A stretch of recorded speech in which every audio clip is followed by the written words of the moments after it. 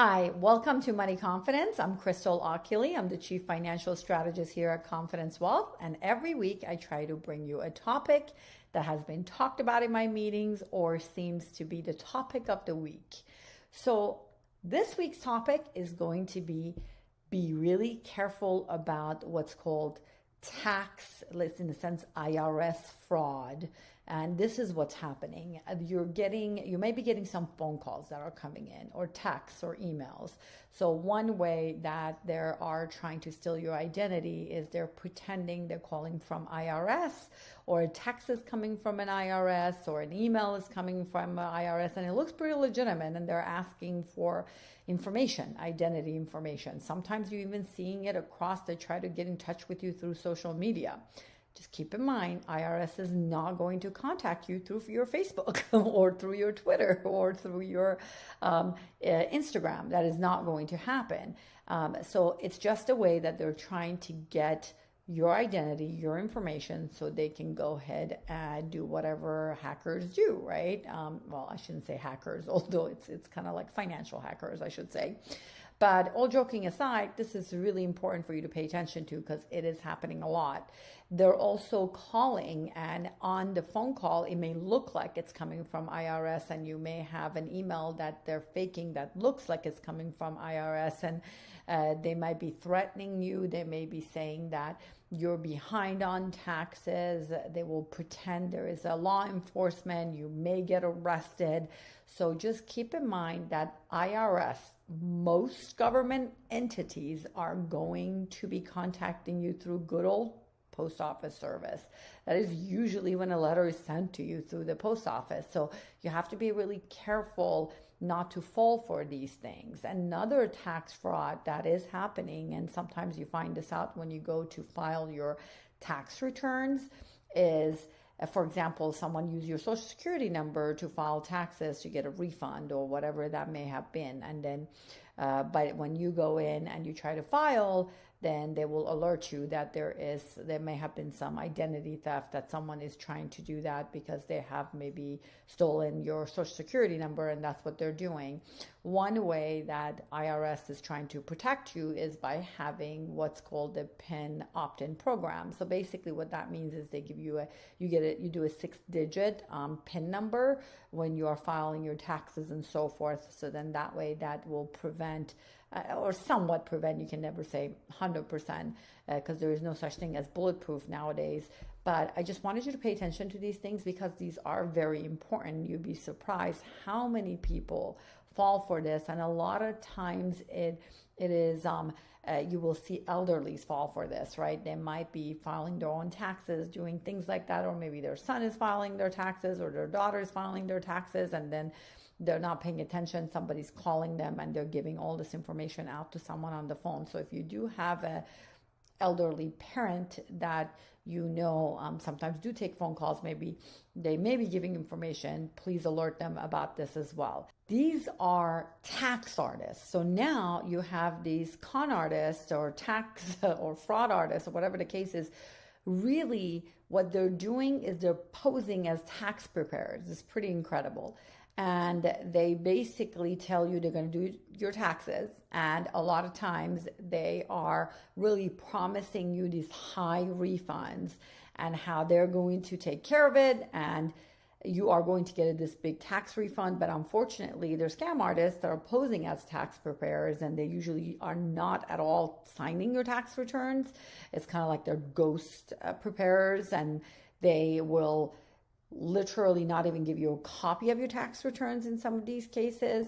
And really what they're doing is they're tying it to their own personal saving and checking account so you can get the refund, so they can get the refund and then put it in their own accounts. And another way is they're also just stealing your identity, because now they've done all these tax prepare paperwork and have all of your information. So it's really important for you to choose your tax preparer in the right way. Make sure, are they licensed? Are they signing it as licensed? Are they providing you a copy Are they giving you reasonable expectation that that what kind of tax returns? They're asking you for receipts. They're asking for different things for you to do some homework and come back. Usually a scam artist is going to make it really easy on you and really just say, oh, don't worry about it, and ask you some questions, and you really don't have to do too much work. Remember, when you are responsible for your tax returns, even if someone else is filling it up. So if there's fraudulent stuff that's also getting put on there, that's not a good thing, and that can look really bad for you.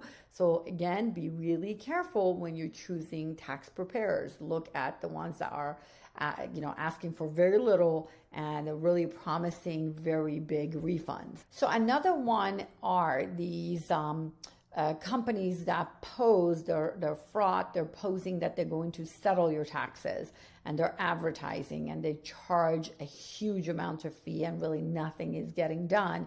So if, let's say, for example, you have a business and you own a bunch of taxes, or you've been a 1099 and you haven't really done a good job of doing your taxes, and you're afraid and you're fearful, and you're trying to find a company to settle these taxes. So be really careful about who you choose. You really need to look these individuals up, do some research on them, because a lot of times there's multiple companies that are falsely putting themselves up, and they're literally, that is their scam. They're advertising that they're going to help you settle the taxes at a fraction of a cost, and then they're charging you a pretty big fee to do it. One more thing to watch out for. Apparently, there's also been a lot of scam artists really filing for unemployment. So you have to be really careful. So let's say if you get a prepaid unemployment card, or you see something deposited in your bank accounts and you never actually filed for unemployment, definitely report that right away. The chances are this is happening. And,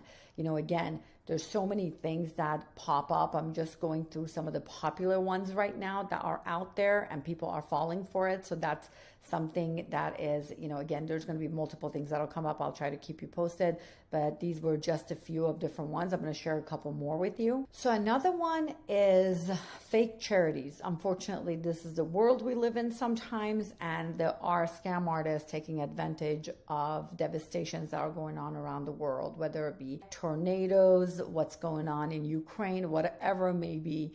They are posing as legitimate charities by making their names sound and close to some of the nationally well-known ones, but just a little bit different, and really calling you, asking for donation. So be really careful. Don't donate with cash, gift cards, or like fund wire, because that really is important. Another way is, if you want to double check to make sure that these are legitimate, IRS has a tool that you can go and really double check these charities to see if they are listed. You can go to irs.gov//charities and it's AND-nonprofits. If you want that link, or you forget it and you're not able to find it, feel free to message me here, and I'll be happy to go ahead and send that to you. So you can see there's so many different things that are happening. I'm sure from phone calls, as we said, just a little bit summary again, IRS phone calls coming in, text, email, or, you might have received an email even from someone saying, hey, I need a favor from you. And you've seen those things are really not legitimate, or they may say they're stuck in a different country and they need your help. Can you send a gift card, or can you wire some money to me? So in the same way that your friend most likely wouldn't contact you that way if they were in trouble, same thing. IRS and tax fraud they're not going to get the police on the phone with you threatening you. They're not going to be texting you that they need the money. What they're going to do is it's going to come through the legitimate way of communication that the government usually does, which is mail you some information, maybe possibly a message left, and really most of it is through the United States Post Office, so you're not going to get too many of those. So just be really, really careful. Now let me give you a few ways of how you can protect yourself. I know I had done a while back a cybersecurity webinar, so if you want to watch that, that'll help you as well. But some of the things you can do to really protect yourself is make sure that you don't, when you get an email that looks a little bit suspicious, don't just click on it. Take a look at where the email is coming from. A lot of times it's spoofed, right? So it looks at the beginning, you think it's coming from somewhere, but when you actually look at it, it's a URL that's really not familiar to you. So watch out for those things. The other thing, don't just answer things via text. Don't put your information on social media outlets. Sometimes you may even find in Facebook, they put certain things up that they say, but what were some of your favorite colors? What street did you live in when you were, I bet you won't remember the name of the street you lived in when you were 5 years old or you were 10 years old or whatever it may be.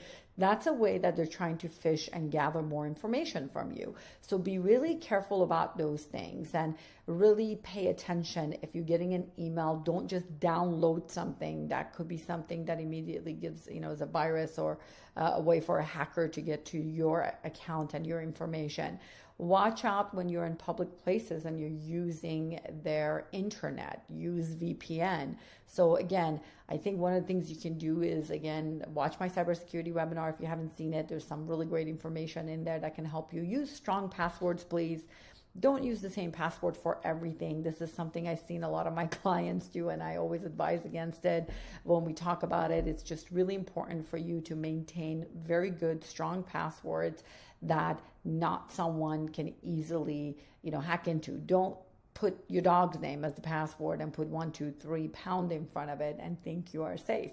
We live in a world that unfortunately is, at this point, very, very prone to scams, to hackers. So you really want to watch out. And the latest has been this IRS, tax fraud stuff that's been going on. And I thought I would share that with you, especially because it's, been tax season. So I'm sure this is the reason why this is popping up. I'm sure another season would be something else. So hopefully this has been helpful. Please feel free to message me here if you need any help or you want to get the webinar so you can learn more from that cybersecurity webinar. And watch out even for simple things like your own phone. Your own phone is an easiest way for a hacker to get into, and they are trying that even just as popular as they would be usually when it used to be your computer or your emails and things like that through your laptop and so forth. So your actual smartphone is another way for them to break into your security. So that's it at this end. I look forward to seeing you in next week's session.